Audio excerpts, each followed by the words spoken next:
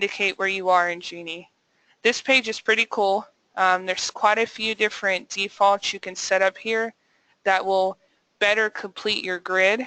There are some stuff that, of course, you guys know MLS may not provide as far as filling out the grid for you. So we've set up quite a few defaults here to help with that. So I'm going to go ahead and start at the top of the page. This is very important. Make sure you guys have the software set here that you're using. So as stated, ACI, Appraiser, ClickForms. Down the road, if that's the software you use, just click on them. And for now, we're an Alamode user, so we're going to go with Total. Okay, so these options here may or may not apply to you. Some of these were appraiser suggestions. For example, concessions. Not every area reports concessions, or you may just want to adjust for all concessions that are reported. So if you're not sure how to use this area, we put handy little blue question marks. You can click on the question mark, and it's just going to tell you what you do there. For example, concessions. Enter the maximum percentage of concessions that is customary for your area. Anything over the maximum will be automatically adjusted. So if 4% concessions is usual and customary, minus 3. So in Texas, I put 3%. That would be more customary as far as our area, in Abilene anyway. And the comp has 5%, we only adjust the difference. So 3 from 5 is 2, meaning 5% would be the percentage that's reported from your MLS. So your MLS has to give us the concessions amount. Not every single one of them does. So you may not see concessions in Genie unless it's in your MLS export. So keep that in mind. 3 is a percentage. That means percentage. This means percentage. Anything that has a percentage, do not put a range or anything. Just make sure you put the number there. So I'm going to leave it at 3% as my customary. The next one here is age variance. Now I have a 10 here, so what that's going to tell the Genie is it's going to take the subject's age, and anything that is within 10 years of the subject, any comparable properties, we won't make an age adjustment for. So whatever number you put here, basically it skips, and it will make an adjustment for anything over the 10 years age difference subject to comps. Once again, if you want to adjust for all age variance, you can leave that as a 0. We'll adjust for all age, or we'll go with that 10 and skip the 10 years. Site size variance works very similar. That's a percentage. I have 30% here, so I'm telling Genie, for site size subject to comps, don't adjust for that 30% site size variance. Anything over 30%, go ahead and give me an adjustment for. Same thing, that you may want to adjust for all site size variance, put whatever number you want there. These you generally won't change. This is the subject previous sales years prior and your comp previous sales years prior.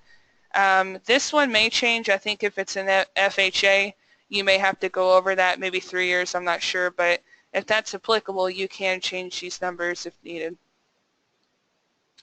The next one, minimum square foot to adjust. Whatever number you put here, we're not adjusting for. So I put 100. So the first 100 square foot difference, subject to comparables, we don't adjust for. You can leave it blank, and we'll just adjust for all square foot. Put a 50, whatever you commonly use. Adjustment rounding. This was actually a request. When we make an adjustment for you guys, you can kind of choose how we round it for you. So we can go up to the next 100, the next 500, or the next 1,000. It's a dollar value. If you want pretty precise rounding, I would go with 100 or 500. 1,000 is just literally going to go up to the next 1,000. So if it's 1,208, it's just going to go all the way up to 2,000. So that may be too big. Just choose something here. I'm going to leave it on 100. I like it more precise. This here is comp export sort order. Basically, when we export the comparables you choose for the grid, you can tell the Genie how you want them in the grid. For example, when you put the comps in your own grid, if you guys normally sort them close date, earliest to oldest, or whatever the case is, you can choose close date here, sales price, adjusted sales price, anything that's in the drop-down box, and we'll order it that way for you when it's exported to the report. Of course, you can drag and drop and move them around yourself, but this is just to help you out, so we'll use close date. Hey, these are also optional. Anything that has a checkbox here, that just indicates that we can provide this information for you, but we don't have to by any means. If you would rather complete your own effective age adjustment or reconciled value, if you prefer to use your own sales comparison value or cost approach value, you simply would just uncheck this and then you would do it yourself. Same thing with these. These don't go in the adjustment grid. These are just additional calculated adjustments we can give you. So for example, in your area, if you don't really care about fence, sprinkler, wood deck, just uncheck those and we just won't give you information related to them. I'm going to leave them all checked so you can see what I mean later. Hey, this right here is the National Association of Home Builders. This percentage is actually annually updated for you. And that's just the labor/material costs of construction national average. You can right-click on this, open link in a new tab, and it's going to take you here. And of course, here's the table for the single-family price and cost breakdown. Now, I think they're going to update this pretty soon again, but once they actually update this information, we just automatically receive notice of that. Alright, so right here is your MLS acronym. Now, as explained earlier, we do need to create a custom export with your MLS, and we tie it to a specific MLS acronym. That way the information shows up correctly, specifically to your MLS. So GLVAR is the Greater Las Vegas area, so that would be the acronym we used. If you use MLS GLVAR, that's what we use. Interest, that's a Texas MLS. So if you use interest, all you would do is put interest here, and that way all the information shows up the way it should for this specific MLS. So that's all you do. If you use more than one MLS, then you just list all the acronyms here, and this refer later. You'll see this information later, and it may make more sense then. Verification source. I'm actually going to go back to the report, and we're going to go down to page 2. Alright, so data source, this is automatic. We automatically put the MLS acronym, the MLS number, days on market. So this is static. We'll always put that there for you. Underneath, though, you have verification source. And if we go back to Genie, you'll see I have county assessor there. So we're going to pull the county assessor for the comps, and that's what is going to go in this field automatically. If you want something other than county assessor, or you want more than one thing, you just go back here, and you can have up to 3. So prefix means county assessor would show up first. Whatever you put here would show up right after, and then the suffix would be the last thing. So you can have all of these transferred right here, but just remember there's only so much character space in this field, so it could cut off some information if it's a lot that's returned to us. So I generally don't put a lot there just because I don't want it to run over, but you can put up to 3. Rights, property rights. This is a default. Fee simple or leasehold are your choices. We put this here because MLS doesn't tell us that, nor does public records, but we wanted to fill out this field for you. So if you leave it on fee simple, your comps will just automatically put fee simple there just like it is in the subject. Location, same thing. If the MLS doesn't give us location rating or location factor, you can just choose something here as a default, and that's what's going to be exported back to your boxes here. And I'm sure you guys feel like that's going to change, which we put this as a default just to help you. Of course, if it's not neutral, it ends up being beneficial, industrial, for whatever reason, just change it in the report, because otherwise you're going to have to come back here and change it every single time. So I would just leave it on this, which is what's typically exported anyway. Same thing with view. All the information you see here, we just try to complete the grid as much as we can. You can change these, whatever you want us to export back. Porch and patio. So this one's blank because a lot of comparables may not have a porch or patio, and if your MLS gives us porch or patio information and we can actually pull it, this doesn't matter. because we're still going to put in porch and patio info for your comps. But let's just say your MLS, which is common, doesn't even give us a field for porch and patio. You could just type something here, like so. And what we'll do is for the comps, we'll put porch and patio there in this field right here. And once again, that's going to change. Not every home is going to have exactly a porch and patio.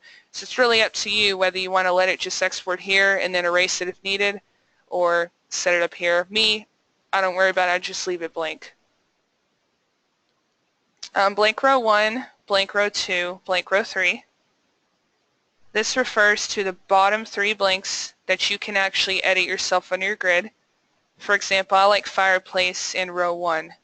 So if you want us to pull fireplace for the subject and of course the comps straight across, then in this default blank row 1, I'm going to put fireplace there so I don't have to manually enter it anymore. We'll just pull it and put it there for you.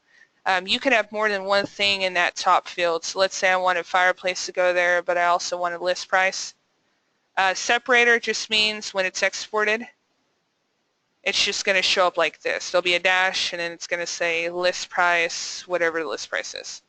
So that's what the dash is. It's just a separator if you use more than one thing right here. I generally prefer 1 or 2 things. Once again, it will run out of space eventually, so I don't recommend you go over 2. You can put 3 here though if chosen. Same thing with blank row 2. I like upgrades in the second row. And blank row 3, I prefer pool. The reason I actually specifically put fireplace in row 1 and pool in row 3 is because later in the Genie, we put fireplace always in blank row 1 and pool in blank row 3. So when you're choosing your adjustments, it'll line up perfectly if you put them in 1 and 3. That'll make sense later, so I'll go into detail later. Public records verification. Now when you're choosing the comps you want for the report, you can actually decide which you want us to. Mathematics, can you abbreviate? You mean for the blank rows 1, 2, and 3? You have to use something that's in this drop-down box. If you use something that's not in a drop-down, let's say you overwrote this and just put something there that you do yourself, we don't have a way to pull that information. So there will really be no point. You might as well at that point just come back in here and fill it yourself. I mean, it has to be in the drop-down because we're getting this from the MLS. Okay, so back to public record verification. We have 3 different sources we use to verify the information. We have our public records, the MLS, which is in the export you saved to your computer, and our peer database. Peer database doesn't report anything proprietary. All it is when you run comparables through Appraiser Genie, or your peers do, will report what the average used was. For example, for site, let's say you chose a comp that another appraiser or yourself had previously ran through the Genie. The next time you run that comp back through, we'll tell you in this little peer field what the average value used was for site. And the reason why we added that is public may not be reliable in your area, or the MLS doesn't let you export a lot of information, one of the two. So we wanted just an alternative method in case we needed to just have this information in here for your reference. So once again, nothing proprietary. Anything you can find on Zillow, anything publicly accessed will show up, and I'll show you that later. So for example, for site, let's just say for site, I know my MLS isn't the greatest, meaning the realtors don't always enter in site information, or they put something like 1 acre to 3 acres. Well, that's not going to help you out with an adjustment. So let's say your public records are good though, and you can rely on that. So if I click public here, later on when we're choosing the comparable properties for the report, you're just going to tell Genie, hey, for the site, just use public records for that. Same thing with age. MLS, I'm using Las Vegas today, but they report age in the MLS export, so I'm not really worried about public. Same thing with stories. There's actually no stories in my MLS export today, so I changed it to public. That way I didn't have to go back to the MLS and manually retrieve. One more thing, for example, ask me. What that means to you is if you feel like public's not right, MLS isn't right, and maybe peer doesn't have anything in it, you can leave it on ask me. And later on when we get there, you'll have a little pop-up box for GLA. It's going to give you the address, and it's going to tell you what each source reported.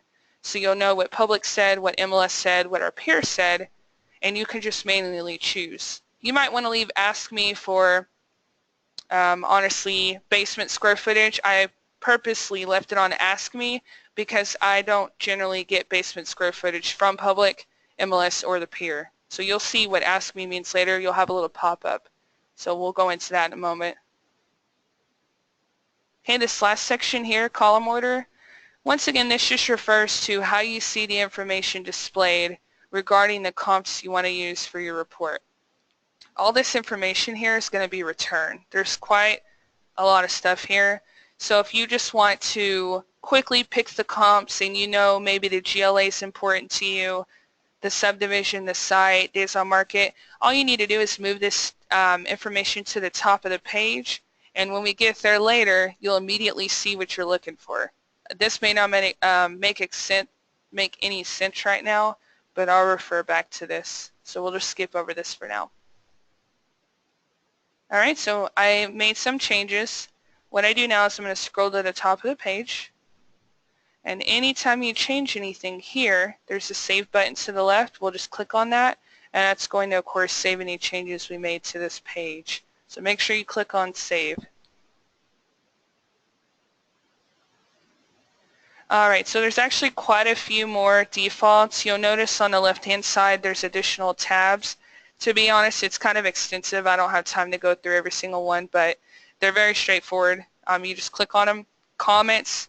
We fill out quite a few comments on your report. Just go through here. A lot of this we do for you, but for example, under 1004MC, we're actually going to give you a concession comment, and you'll see it down here.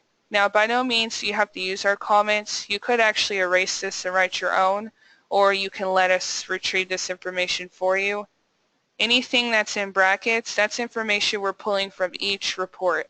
So this concession percentage, if your MLS reports concessions, we'll pull that concession percentage, we'll pull the concession max, predominant, sale quantity. That's just live information we pull for every report. So that's why it's pretty cool to use ours, because we can fill out a lot of stuff for you. One thing to note on this page, if you want to add to these comments, there's a little quick pick menu. If you hover over it, let's say you want something regarding the 1004 and you want the exposure time. If you click on this box here, you'll notice at the very end it put in brackets. So from now on in this comment, we're going to pull the exposure time minimum. So you can add as much data as you want to these comments. You'll just need to go through here when you have time. Alright, so I'm not going to worry about the rest of these. Graphs pretty straightforward. If you need any graphs, just choose the ones you want here. All you do is click on month, quarter, or year. Let's go with quarter. And let's just say I want a histogram. That's one graph. And then you just move over, and this is 2 graphs. We'll go to quarter, and I want dollar per square foot. So I'm going to click Save because I made a change.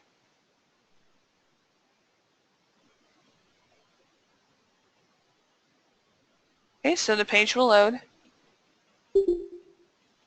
Alright, so what we're going to do now is this is, we're pretty much done with defaults. So what you do now to actually start the report is there's a forward and backward arrow. We're going to click this forward arrow just all the way over until we see input. And we're going to click on input. So you can go back and forth. If you need to go back to defaults, just click on defaults, change it, save it, and then just go back to input when you're ready to start the report.